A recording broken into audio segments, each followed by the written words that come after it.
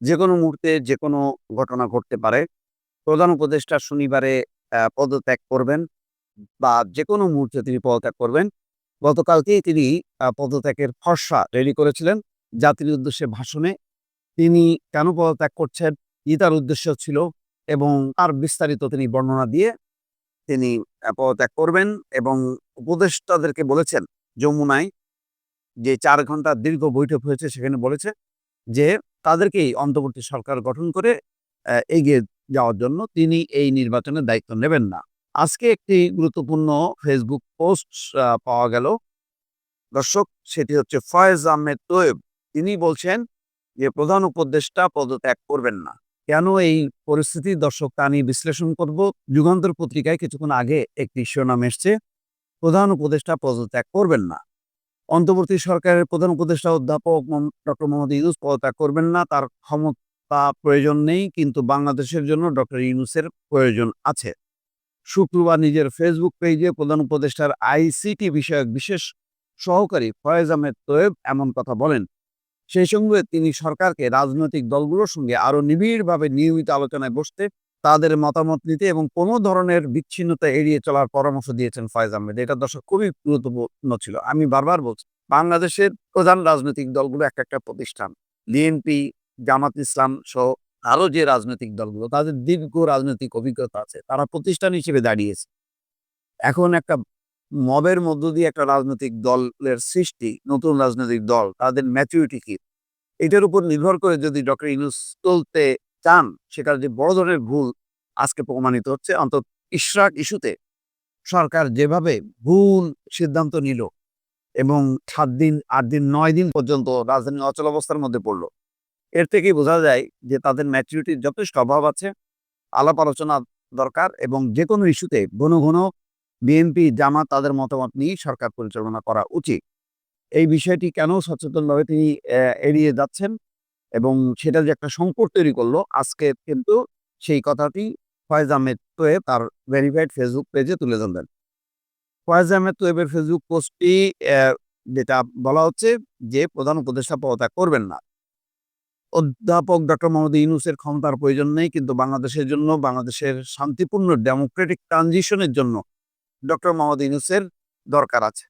বরং ক্যাবিনেটকে আরো গতিশীল হতে হবে, সরকারকে আরো বেশি ফাংশনাল হতে হবে, উপদেষ্টাদের আরো বেশি কাজ করতে হবে, দৃশ্যমান অগ্রগতি জনতার সামনে উপস্থাপন করতে হবে। এই ব্যাপারে কোনো দ্বিমত থাকতে পারে না। আমাদের দেখতে হবে যে গণঅভ্যুত্থান পরবর্তী জনতার সম্মতিতে ক্ষমতায় এসে প্রফেসর সাফল্য দেখিয়েছেন।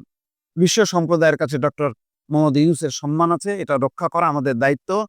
আমি মনে করি সরকারকে এখন থেকে রাজনৈতিক দলগুলোর সঙ্গে আরো নিয়মিতভাবে, নিবিড়ভাবে আলোচনায় বসতে হবে। নিয়মিত বসে এবং বিভিন্ন বিষয়ে তাদের মতামত চাইতে হবে। কোনো ধরনের বিচ্ছিন্নতা কাম্য নয়। দিনের পর দিন, সপ্তাহের পর সপ্তাহ যায়, মাসের পর মাস যায়, ডক্টর মোহাম্মদ ইউনূস কিন্তু তাদের সঙ্গে বৈঠক করেন না। কিন্তু যেকোনো মুহূর্তে এনসিপির নেতারা যে হাজির হন, তাদের সঙ্গে পরামর্শ করেন। এটি খুবই রাজনৈতিকভাবে দৃষ্টিকটু। পাশাপাশি সেনাবাহিনীও রাজনীতিতে নাক গলাতে পারবে না। আজকের দুনিয়ায় কোনো সভ্য দেশের সেনাবাহিনী রাজনীতি করে না। তাই ডিসেম্বরের মধ্যে নির্বাচনের বক্তব্যে সেনাপ্রধান জুরিডিকশনের কারেক্টনেস রক্ষা করতে পারেননি। তবে সেনাবাহিনীকে প্রাপ্য সম্মান দেখাতে হবে, আস্থায় রাখতে হবে। সেনাবাহিনী প্রশ্নে হুট করে কিছু করা যাবে না, হঠকারে কিছু করা যাবে না। তেমনি ইনক্লুসিভনেস এর নাম করে আওয়ামী লীগের পুনর্বাসনও চাওয়া যাবে না। বাংলাদেশ সেনাবাহিনী আমাদের গর্ব এবং আস্থার জায়গা, সেটা কেউ ভঙ্গ করবে না। কিন্তু সংকটময় পরিস্থিতিতে সেনাবাহিনী একটা প্রতিষ্ঠান এবং তার অংশগ্রহণেই কিন্তু বাংলাদেশের পট পরিবর্তন হয়েছে। ফলে সেনাবাহিনী কিছুই বলতে পারবে না। সেনাবাহিনী বলবে না। যদি সেনাবাহিনীর সাথে সমন্বয় করে দেশটা চলে, ডক্টর মোহাম্মদ ইউনূস যদি তার প্রতিফলন ঘটান, তাহলে তো বলার প্রয়োজন নেই। কিন্তু যখনই নাকি আস্থায় চির ধরবে, তখনই কিন্তু যার যার মতন করে সে অবস্থান নেবে। কেননা এটা হচ্ছে একটা ইন্টারিম গভর্নমেন্ট, যার প্রধান লক্ষ্য হচ্ছে একটা নির্বাচন অনুষ্ঠান করা। সকল প্রস্তুতি শেষ করে নির্বাচন এপ্রিল মের মধ্যে অনুষ্ঠিত হবে বলেই আশা করি। এপ্রিল মে কেন? কেন জানুয়ারি, ফেব্রুয়ারি না বা জানুয়ারির মধ্যে না, যেখানে বিএনপি, জামাত বলছে, সেটা না কেন, এটার কোনো ব্যাখ্যা নেই। এই সময় সকল যৌক্তিক সংস্কার সম্পন্ন করতে হবে জুলাই সনদ।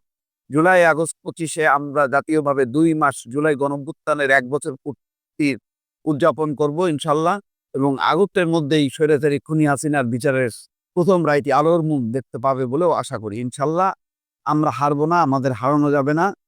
ইনকিলাব জিন্দাবাদ, প্রফেসর ইউনূস জিন্দাবাদ, বাংলাদেশ জিন্দাবাদ। কেন ইনকিলাব জিন্দাবাদ এই স্লোগানটা সরকারের মুখপাত্র হিসেবে এটি সমীচীন কিনা এটাও নিশ্চয়ই আলোচনার অপেক্ষা রাখে।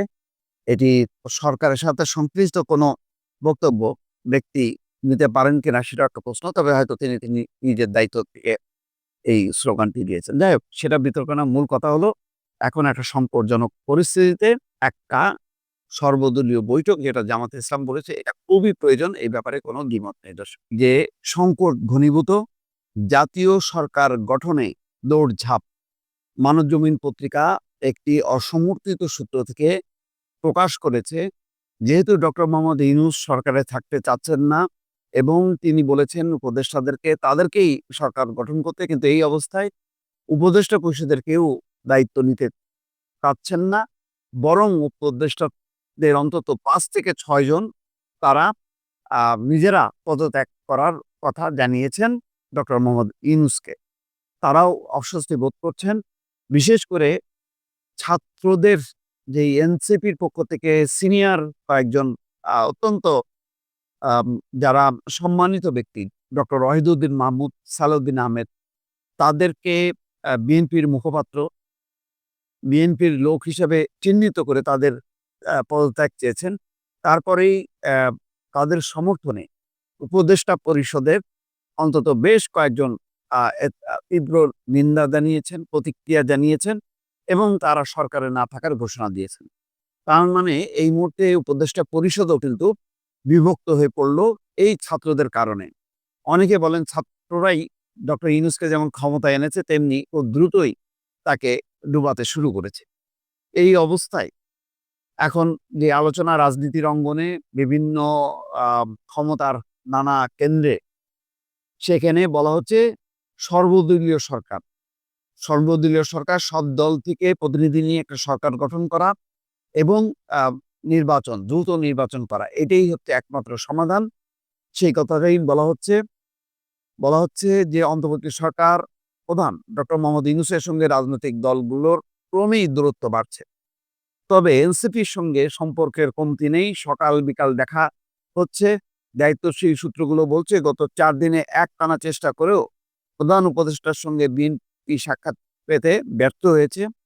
জামাতে ইসলামীর তরফেও বারবার সর্বদলীয় বৈঠক আহ্বানের তাগিদ দেওয়া হচ্ছে, কিন্তু কোনো অনুরোধেই তিনি সাড়া দেননি।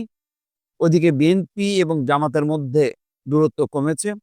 তারা দুপক্ষই একমত হয়েছে যে তারা সম্মিলিতভাবে এগোবে এবং যাতে নির্বাচন যাতে ভেস্তে না যায় এবং নির্বাচনের বাইরে অন্য যেকোনো পরিস্থিতি দেশকে বিপদে ফেলাবে।